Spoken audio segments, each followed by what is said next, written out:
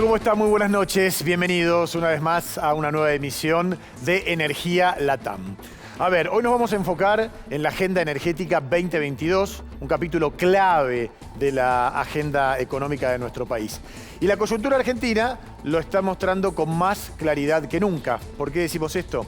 El aumento de las tarifas de luz y de gas fueron un capítulo decisivo para el acuerdo con el Fondo Monetario Internacional que ahora se está analizando en el Congreso de la Nación. Y de estos precios van a depender los millonarios subsidios que paga el Estado Nacional, nada menos. Son muchas las incógnitas que tenemos que despejar en las próximas semanas. ¿Cuáles serán, por ejemplo, las subas definitivas en luz y gas? Todavía no lo sabemos. ¿Qué va a pasar con el precio de las naftas? Vaya tema. ¿Habrá finalmente una ley que aliente inversiones para producir más gas y petróleo? ¿Hay futuro para las energías renovables en el país? Este tema que tanto venimos hablando ya desde el año pasado. Definiciones que mucho dependen de las decisiones del gobierno, en el que todos, hay que decirlo, no están pensando igual. Hoy vamos a conversar con un asesor clave del presidente Alberto Fernández y del secretario de Energía Darío Martínez para desentrañar la lógica oficial sobre todos estos temas que hemos mencionado. Nos visita Ariel Kogan, en instantes vamos a estar hablando con él. Bienvenidos, así comienza Energía Latam.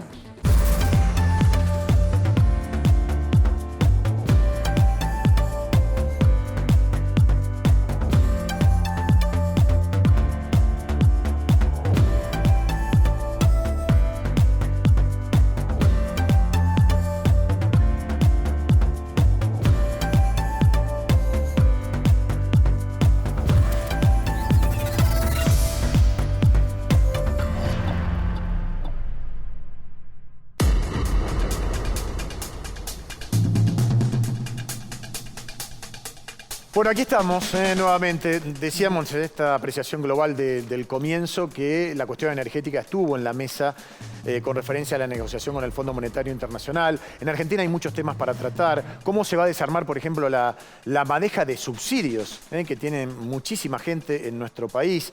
¿Vamos a poder sobrevivir a los tarifazos? Bueno, hay mucho por hablar y por supuesto, este ida y vuelta con ustedes para nosotros es muy importante, te lo digo todos los domingos. Acordate nuestro teléfono, la vía de comunicación, nuestro WhatsApp, 54 9 11 31 22 41 68. Preguntas, consejos, sugerencias, todo es bienvenido, como siempre. Señora Gledys Candelaresi, ¿cómo está usted? ¿Qué tal? Muy bien, muy bien. Bueno, muy bien. Ahora vamos a comenzar con todos los temas. Antes presento a Ariel Kogan. Gracias, Ariel, por estar aquí. No, gracias a ustedes por invitar. Bueno, hablamos con Gledys algunos de los temas que después, por supuesto, vamos a desarrollar contigo, pero para que la gente se vaya enterando de esto que tipeamos, yo diría, Gledys, mira, la guerra, los precios en alza, los subsidios, todo lo que se viene en materia energética. ¿Te parece? Me parece. Por eso lo estamos planteando como incógnitas a despejar y algunos desafíos que en realidad lo enfrentamos. En el caso de Argentina, todos los ciudadanos, pero particularmente quienes son responsables del diseño y la ejecución de las políticas públicas. Claro.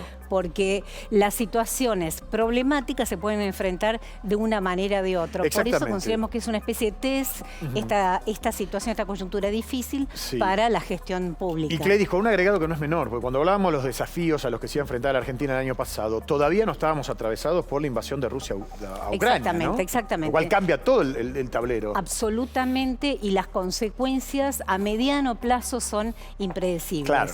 Pero hoy sí sabemos que el conflicto bélico lo que hace es complicar dramáticamente la situación del mundo, en particular de aquellos países que, como Argentina, dependen de las importaciones de bienes energéticos, cuyos precios estaban subiendo mucho antes, pero después del conflicto parece que no encuentran un techo.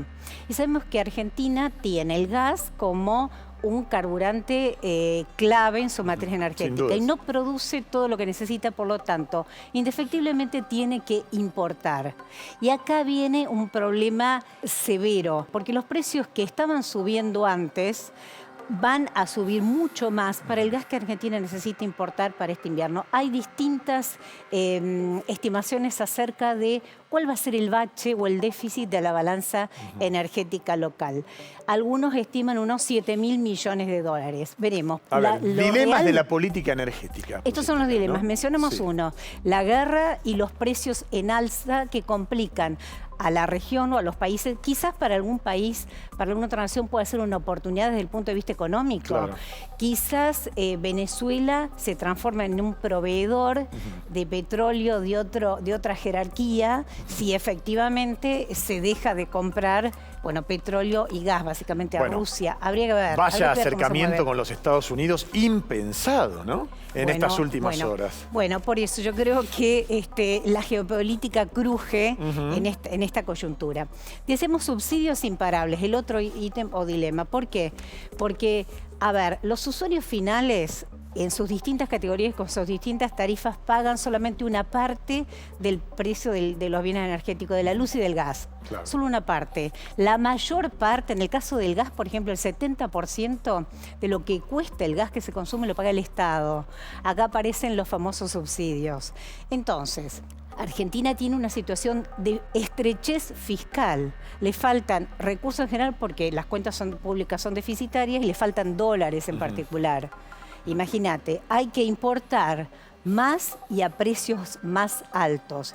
Entonces, el propósito de ir recortando los subsidios para que Argentina tenga una macroeconomía un poco más ordenada y aliviada, está ahora hackeado por esta suba imparable que tienen los productos energéticos que Argentina tiene que importar. Y esto en el contexto de los condicionamientos que te pone el FMI también, ¿no? Exactamente, y acá se combina porque el FMI, los energéticos, los productos energéticos tienen un capítulo particular. Bueno, justamente porque las cuentas públicas nacionales dependen en gran medida de lo que Argentina importe o de estos subsidios. Son más o menos 11.000 millones de dólares que el año pasado se usó para el subsidio.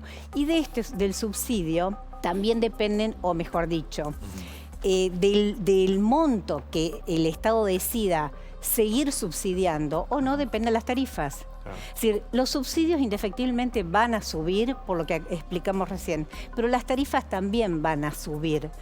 ¿Cuánto exactamente? ¿En qué envergadura? Eso no está preciso. Ya hubo un aumento, por ejemplo, en el caso del gas, que implica un ajuste del 20% para los usuarios finales, convalidado en audiencia pública.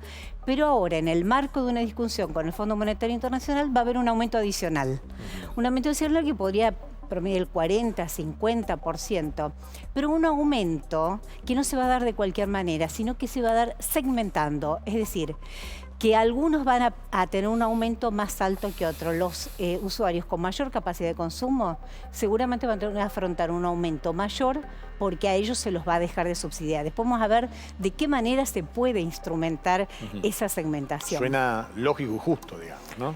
Y bueno, pero más allá de las consideraciones políticas, después hay cuestiones técnicas para resolver, Guillermo. Hay que ver cómo se instrumenta. Ajustes en el surtidor. Básicamente, las naftas en Argentina están atrasadas según las empresas del sector. ¿Cómo se va a ajustar? No hay un sendero de precios claro. No sabemos cuánto van a subir las naftas, pero seguramente van a subir porque está subiendo y mucho el petróleo afuera, y que las empresas que producen petróleo acá cobren la mitad de lo que vale el petróleo en el mundo, bueno, eso genera muchas tensiones difíciles de resolver. Otro de los grandes desafíos, grandes obras de transporte que hacen falta para aprovechar la Vaca Muerta. ¿Se van a realizar? Hay algunas que están en proyectos, por ejemplo, un gasoducto que permita drenar el gas de Vaca Muerta. Hay un primer tramo que es clave, que va de Tratayén a Saliqueló, que está previsto, se va a ejecutar de manera inmediata y ya hay fondos del Estado para hacerlo. Pero esa obra va a estar completa recién con un segundo tramo que es clave y que realmente permitiría sustituir importaciones. ¿Se va a poder hacer con qué plata? De préstamos del exterior, de los empresarios privados que se animen a poner algo de plata, es otra de las incógnitas a despejar. Y finalmente, estamos hablando de un acuerdo político para nuevas leyes. El Congreso va a estar muy activo en materia energética, empezando por una ley para promover inversiones en hidrocarburos, muy discutida, muy prometida, muy discutida, con estímulos para las empresas del sector, para que se animen a invertir, exportar y puedan tener una parte de las divisas que generen de libre disponibilidad. ¿A quién beneficia? Dicen que beneficia más a YPF y a Pan American que a otras empresas. ¿Será así? Bueno, puede que sea así, pero son los actores principales del escenario. Hay una ley de movilidad sustentable que iría en sentido contrario, claro, porque estimula a que en cierto plazo se dejen de vender vehículos nafteros en la Argentina, por ejemplo. Y vengan los famosos vehículos eléctricos de los cuales hemos hablado hace mucho tiempo, pero preguntándonos si las estaciones de servicio se van a poder reconvertir. Bueno, muchas cuestiones. ¿Te parece que empecemos a hablar con Ariel? Por supuesto. Bueno, Ariel, bienvenido una vez más.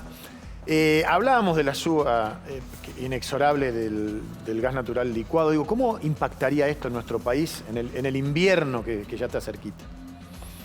Bueno, claramente lo que estamos viviendo hoy en el mundo en materia de commodities energéticos y de commodities en general es una catástrofe. Sin duda. Que no tiene, en realidad todavía no tiene techo, no se sabe cómo va a terminar, no depende exclusivamente de la paz que todos ansiamos en Ucrania, porque ya de hecho las relaciones comerciales entre las grandes potencias mundiales y los grandes productores de commodities han entrado en una fase de competencia o de guerra económica que por supuesto va a cambiar por lo menos el orden que nosotros conocíamos en materia de precios de commodities hasta antes de la guerra, ¿no? Incluido la primera crisis en materia de precios energéticos que tuvo lugar a fines del año pasado, en el último trimestre, cuando la salida de la pandemia, el incremento de la actividad en los principales países del mundo, por supuesto, derivó en mayor demanda de energía y la oferta no acompañó en absoluto. Ahora, ¿este contexto, Ariel, puede llegar a hacer peligrar el abastecimiento? Nosotros, gracias a la decisión del presidente y de la vicepresidenta Cristina Fernández, pusimos en marcha el Plan Gas a fin del año 2020, que se empezó a materializar en el año 2021. El Plan Gas nos blinda de esta crisis de precios internacionales, no, para nada. Sí nos defiende, solo pensemos qué hubiera pasado si la producción de gas en el país hubiera continuado en un declino persistente del 8% anual y nos hubiera encontrado en esta situación, en una situación que efectivamente no manejamos y no tenemos mucho para hacer porque no somos principales productores de ninguno de estos commodities y no pesamos en el mundo como para modificar esta cuestión, mucho menos la decisión de atacar o no atacar o defender un país en medio de la guerra, ¿no? Perdón, Ariel, pero ¿Argentina tiene los dólares necesarios para importar el gas que va a necesitar este invierno, por ejemplo? ¿Tiene los dólares a estos valores? La primera pregunta que habría que hacerse es cuáles terminan siendo los precios, en este caso del GNL. Es una pregunta que todavía no la podemos develar, menos en este momento. Los precios son tan variables que en una semana pasaron de 24 o 25 dólares a 30, luego pasaron a 47, a 57, 84 ayer, pero hoy volvieron a 57. Los futuros son realmente absolutamente variables, así que aventurar esa respuesta en este momento habría que ser efectivamente un adivino. El Estado, el Gobierno Nacional tiene absoluta decisión, por supuesto, de proveer de gas y de energía eléctrica, porque estamos hablando exactamente de lo mismo, forma parte de la misma matriz, a todas las necesidades, tanto de los hogares, por supuesto de los usuarios residenciales, como de las necesidades de crecimiento y funcionamiento de la economía, esto es la industria, ¿no? Ariel, a ver, con referencia a este tema que hacía mención Cledis, ¿no? Que es el inevitable aumento de tarifas, ¿cómo debería ser la segmentación? Cuando vos presentaste el programa hablaste de eventuales tarifazos. Lo primero que quisiera por lo menos es dar mi opinión al respecto. Por supuesto. El presidente el 1 de marzo planteó concretamente dos aspectos. El primero es una especie, y nos instruyó concretamente a la Secretaría de Energía y al Ministerio de Economía para eso, un esquema de segmentación tarifaria por un lado y por otro lado un esquema de segmentación de subsidios. En el año 2020 las tarifas estuvieron congeladas justamente por una ley concreta que tomó esa decisión en virtud del choque frontal que tuvimos con la pandemia y lo que iba a significar tanto en el bolsillo de la gente como concretamente en la economía en su conjunto. En el año 2021 el incremento de las tarifas estuvo digamos, de las facturas que pagaban los usuarios estuvo en el orden del 9-10%. Y este año la decisión previa que se había tomado es que estuvieran en el orden del 20%, con lo cual el calificativo de tarifazo yo lo cambiaría por una corrección tarifaria. Muy bien. Luego yo, personalmente, sí, no, está bien, el presidente, cuando nos instruye el 1 de marzo y explica cuál va a ser la política en materia de tarifa y en materia de subsidio, lo que plantea claramente es que hay un sector de la sociedad, el más postergado, el sector que hoy tiene tarifa social, lo denominó el presidente, va a tener un incremento similar a la mitad del incremento del coeficiente de variación salarial del año anterior. ¿Se puede establecer, se puede dar un porcentaje, que eso es más fácil para que no escuchan? Justamente, respecto a este sector, el presidente explicó claramente que iba a ser un 40% de aquel coeficiente, esto da un 21,2%. Ese va a ser el incremento en todo el año para este sector, con lo cual prácticamente este sector no va a tener un incremento adicional. Luego el presidente planteó un aumento para el resto de los sectores en materia tarifaria equivalente al 80% de ese coeficiente de variación salarial, o sea, los salarios en función de ese coeficiente aumentaron 52% el año pasado, entonces el 80% de eso se aproxima a un número similar al 42-43%. Entonces, el resto de los sectores va a tener un aumento durante lo que resta del año 2022 del orden del 22%. El presidente también planteó claramente el inicio de una política de segmentación de subsidios. Esto es, de los subsidios, como ustedes explicaron, que existen en materia energética en el país, los sectores de mayor poder adquisitivo, concretamente el decil superior de la pirámide de ingresos, que no requiere subsidios para poder pagar la tarifa, o sea que no le hace a su capacidad de compra, a su calidad de vida, no le genera ningún problema específico pagar las boletas de la luz y el gas, no tiene ninguna necesidad, planteó el presidente, de que tengan subsidios, y entonces nos mandató para que concretamente se diseñe un sistema en el cual esos sectores no tengan subsidio del Estado. Perdón, quiere decir que ese sector es el decil más rico de la población de mayores ingresos, va a tener un incremento superior al 43%. Es el 43%. Por supuesto, porque no va a tener el subsidio que tiene hoy. Sí. Ahora, volviendo a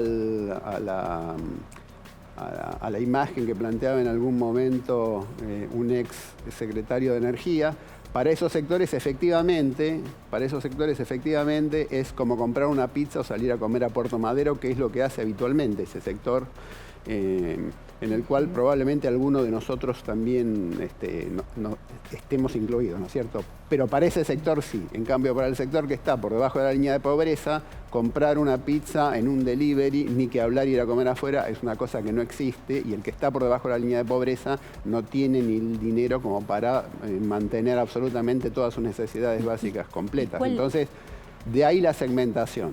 Efectivamente, los sectores, este decil, este 10% de la población que tiene más ingresos, va a tener un incremento superior. Habrá que ver, dependerá de si es luz, si es gas, dependerá si es en el Gran Buenos Aires, en el ejido de Nor y de Sur, o sea, del ENRE, o en las distintas provincias, porque cada provincia en materia de electricidad tiene concesiones absolutamente distintas. O sea, Ariel, sería la fórmula, dejar de tener subsidio es el aumento ya. Después hay que ver... Dejar de tener subsidio, por supuesto, va a generar un incremento en la factura que va a recibir este 10% de la población. Claro. Simultáneamente habrá un aumento de tarifa que va a ser segmentada. Para un sector que tiene ya tarifa social, va a ser, este año no va a haber digamos, otro aumento. Para el resto de los sectores va a haber un incremento del orden del 20%, 22% adicional al que ya se Perdón, una duda básica que creo que todos nos estamos preguntando. ¿Cuál va a ser la vara para distinguir a ese sector al decil de más altos ingresos? Porque eso, ¿cuál es la vara? De pronto ya no es el criterio geográfico, no es por barrio, no es por zona, sino que es por ingresos. ¿Cuáles son las herramientas que tiene el Estado para constatar fehacientemente el ingreso de los usuarios y segmentar? Efectivamente, como vos lo planteás, el diseño de esta segmentación tiene que ver con el ingreso. No tiene que ver con las, o en principio, o como medida fundamental, con las exteriorizaciones patrimoniales, como puede ser un inmueble o un vehículo o una embarcación o cualquier otro tipo de propiedad. Básicamente tiene que ver con los ingresos. No quiere decir que la exteriorización patrimonial también participe de alguna forma, pero no está centrada básicamente ni en una cuestión geográfica ni en el valor como había una de las propuestas dando vuelta, que también por supuesto se evaluó, que tenía que ver con un valor del metro cuadrado, y básicamente se planteaba en la capital federal y en el Gran Buenos Aires. El mandato del presidente es claro, lo dijo en el recinto, en la apertura de sesiones, planteó el sector de mayores ingresos y el 10% de eso, y nos mandata concretamente a hacer, digamos, un sistema que tenga que ver con eso. El Estado tiene muchas bases de datos, estamos en la Big Data, que no es solamente manejada por el sector privado, el sector público también lo tiene. Hay bases de datos que tienen que ver con ANSES, con el CINTIS, que ya tiene unificada determinadas bases de datos, con la AFIP, con el Ministerio de Trabajo, que tiene, digamos, que puede abarcar un sector muy importante de la sociedad. Por supuesto, hay un sector que está en la economía informal.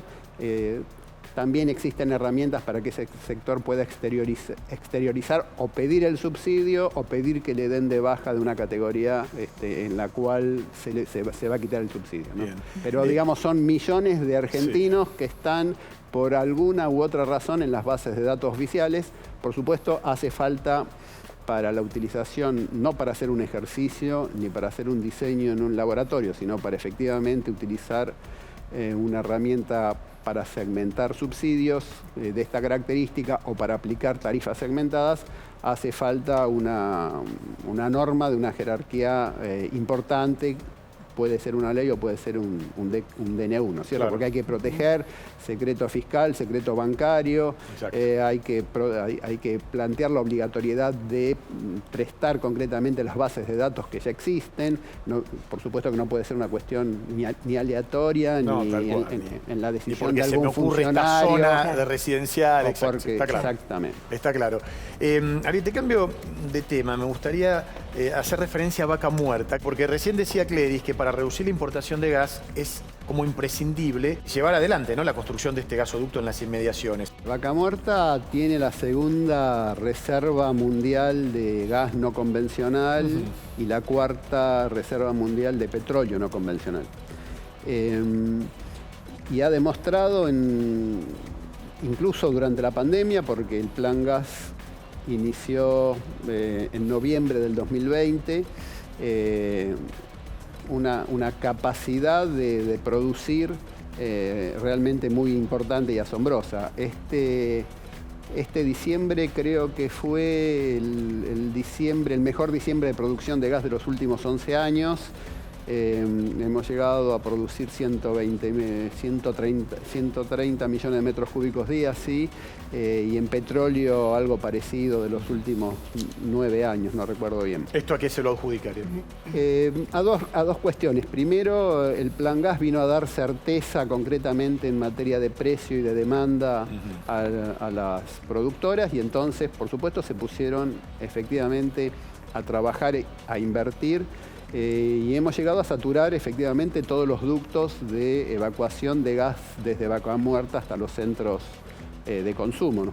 Esto lo que hizo fue desde el principio plantear un diseño de ampliación de los gasoductos que tenían por objeto, o que tienen por objeto básicamente poder suplantar, poder reemplazar todo el gas que hoy tenemos que importar, el GNL y también el gasoil, porque para generar electricidad a través de las centrales térmicas se utiliza uno o el otro.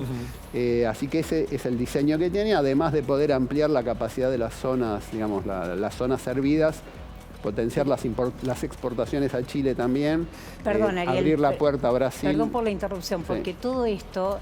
Y porque nos quedan 2 minutos. Sí, en el marco de la ley de promoción de inversiones en hidrocarburos que está en el Congreso, que se ha discutido bastante, a ver si podemos ir cerrando con qué está pasando, si el Poder Ejecutivo va a enviar un nuevo texto de ley de promoción de inversiones, o en qué situación está y con qué expectativa de que esto se apruebe. No, la verdad que estamos entusiasmados porque el presidente lo puso como una de las leyes centrales para tratar en este periodo de sesiones, la ley de promoción de inversiones hidrocarburíferas. Sí es probable que el presidente envíe al Congreso una ley que tenga que ver exclusivamente con cuestiones impositivas, tributarias, operativas, que no solamente van a tener que ver con algunas cuestiones vinculadas con la energía, sino también, o sea, la energía, vinculadas a la explotación del gas y el petróleo, sino también a IEASA, CAMESA, cuestiones puntuales que todos los años aparecen en los presupuestos. Como este año no tuvimos presupuesto, esa cuestión está demorada. Pero no tiene nada que ver, no es una ley alternativa, no es una ley corta de la otra ley. La ley de promoción de inversiones, el presidente mandató a los propios legisladores del Frente de Todos para que apuren su tratamiento. Bueno, impresionante, ¿no? El repaso que hicimos de todos los temas. Y todo lo que quedó. Y todo lo que nos queda, como siempre. Ocasión, como siempre, Cledis. Un invitado de lujo. Gracias, Ariel, por haber estado aquí. Gracias a ustedes. En nuestro segundo programa en Energía Latam. Y gracias a ustedes, como siempre, agradecerles a ID Makeup. Podés encontrar sus productos, acordate, en idmakeup.com. Mejor que nos quedemos con ganas a que digamos, bueno, ¿y qué hacemos en estos 10 minutos que nos quedan, no es cierto? Exactamente, siempre es así. Si esto les gustó, recuerden, estamos el próximo domingo, una vez más, por A24, en esto que es Energía Latam. Gracias por habernos acompañado. Gracias, Cledis, y gracias a nuestro invitado también. Hasta el próximo domingo. Chau.